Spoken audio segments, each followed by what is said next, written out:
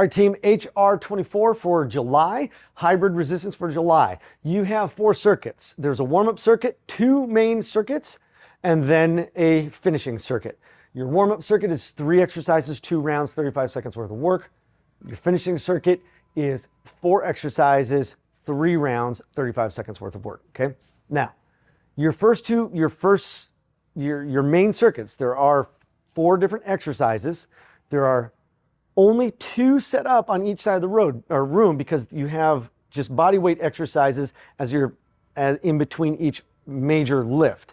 So there's only 2 exercises set up on either side of the room, and the other 2 are going to be body weight exercises. So this is how this works. Your first exercise is going to be the dumbbell press. So they're going to do the dumbbell bench press. They're going to quickly transition from that, put the weights back, and then they're going to be getting a rubber band, or they're just going to be going down on the ground. Now, between those 2 exercises, there's only 8 seconds of transition time. So they got to put the weights back very quickly, get down on the ground, and start doing their push-ups. Then from there, they have 25 seconds to get in the next exercise, which is going to be the equalizer row.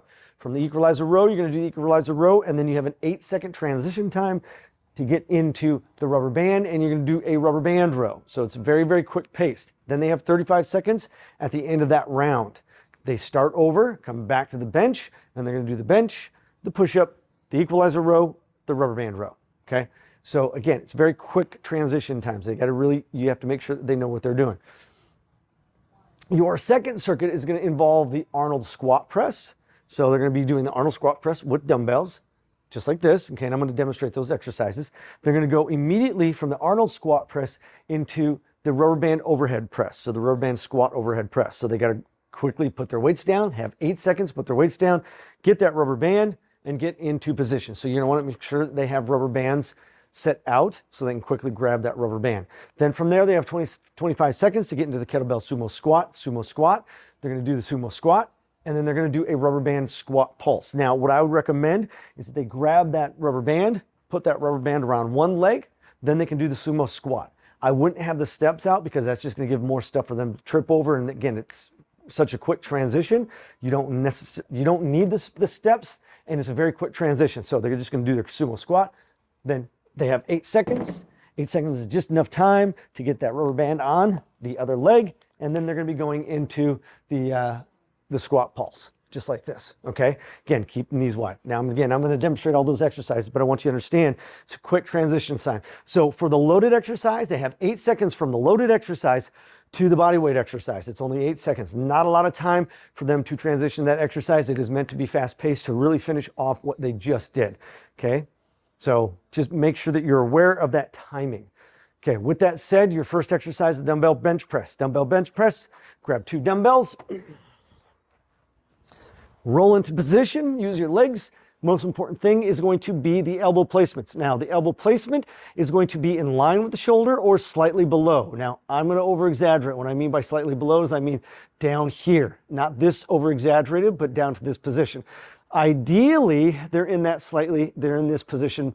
This is more important, okay? I'm okay with them being in line, but ideally they're going to be just slightly below shoulder level. And you can come down to about 90 degrees or below 90 degrees, just slightly below 90 degrees, forearms perpendicular to arm, nice arc pattern. When they're done, they use their legs to help roll them out, put them back very quickly, get into that push-up position. Once again, all they're going to do, they don't have all this equipment around them, keep in mind. They're not going to have the equalizer rows or anything like that. They're just going to have dumb benches. They get down, come into that press. For your hardcores, they can grab that rubber band, but they got to be quick about it because it takes time for them to get it around their back, get into the push-up position, and then they're going to be off doing their push-ups, okay? That's exercise number 1. Exercise number 2 is going to be the equalizer row. Equalizer row, they're going to be option 1 is going to be heels right up against the bars, and you can utilize your legs to help push you up. Option 2, the further they go out, the harder this is going to be. And then option 3, no feet at all. As soon as they're done, they have 8 seconds. They're going to have this rubber band right out in front of them. 8 seconds to transition, step on that rubber band, and then get going into the rows. Again, what they want to do, shoulders down and back, squeeze the lats. Same thing on this, always shoulders down and back because that engages the lats automatically, and then you can fire them up a little bit easier once they're done. That's your first circuit. You do all those in a row, then you start over again. You're going to do it 4 times. Okay, you have a 35-second end of round rest time. So it's just a little bit more time to get from the back of the room back to the front or wherever they're going from exercise to exercise, grab their weights, and they get ready for the next exercise. Your second circuit, you have the kettlebell. No, I'm sorry. Second circuit, you're going to have the Arnold presses. Arnold presses. We start in the front. Start in this position. It's the squat press. So what they're going to be doing is they're going to be doing alternating squat and then press with one arm, squat, press with one arm. That keeps a little bit less stress on that lower back. So if we're doing 2, puts a little bit more stress on the lower back. That's why we alternate. Okay. Arms are always, try to keep the arms off the body. Here we're resting. So this is kind of like a rest. It pulls more torque on the body. If you keep them out here, you can have less torque on that lower back. But again, once they get tired, these arms are probably going to start to rest against their body. Okay, once they're done with that, now remember on the Arnold press, the elbow rotates out. So notice my elbow rotating out. I'm not just pressing straight up and then turning my wrist. I'm rotating out into an overhead press, back down to this position. Okay, then as soon as they're done with that, they're going to grab that rubber band. They're going to stand in it. They're going to put those weights down, grab the rubber band, stand in it, and then they're going to be doing the squat with overhead press. Just like that, okay? Again, they want to be challenged where it's very, very difficult to finish it. Again, for 4 rounds, it's not gonna take that much. As soon as they're done with that exercise, they're gonna go to the kettlebell sumo squat. Kettlebell sumo squat, now again, I recommend that you have this rubber band ready to go, so just put it on one leg, grab that kettlebell, again, squat, touch the ground, back up. Again, shoulders down and back, hips go back, push through the heel, squeeze the glute. As soon as you're done, you set it down, grab that rubber band, put the other foot into that rubber band, just above the knees, and then you're gonna go into the squat pulse. Stay down here, stay low. Most important thing, once again, is don't see these knees collapse. If you start seeing them that collapse, that means rubber band's too much for them to be able to stabilize themselves with their glutes. So you want to either take the rubber band altogether off or give them a little bit easier rubber band, but they stay in that position. Weight is in the heels, hips are back. That way we get those glutes activated. Those are your main exercises for your first 2 circuits. Then from there, you have your finishing circuit. Finishing circuit, you're going to start with the side crunch. Side crunch, down the ground.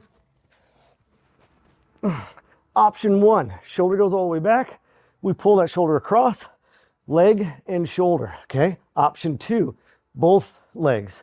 Option 3, we come up into this position, and then option 4, kind of like a V up, okay? But pull that shoulder all the way back so you can get that full range of motion, so you really work those obliques.